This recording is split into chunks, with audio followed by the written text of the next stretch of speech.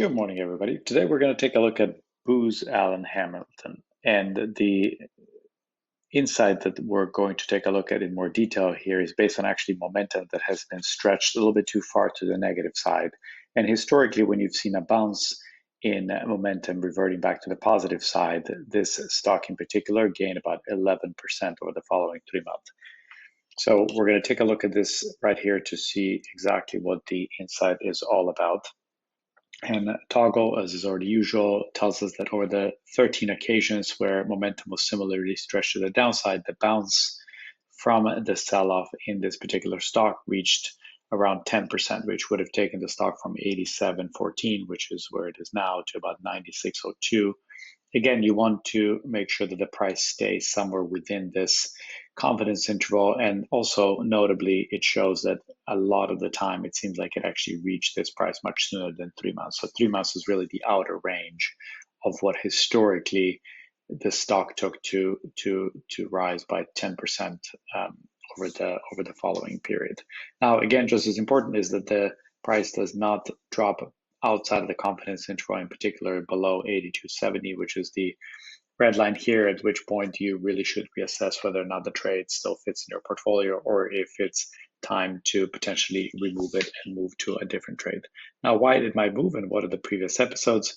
Here you can see more specifically what has been happening with momentum ranging from 1 week to 6 months to 12 months. And a lot of them have really been stretched. The 1 week in particular is just around zero. So is the 6 month. The 12 month has come down but remains positive.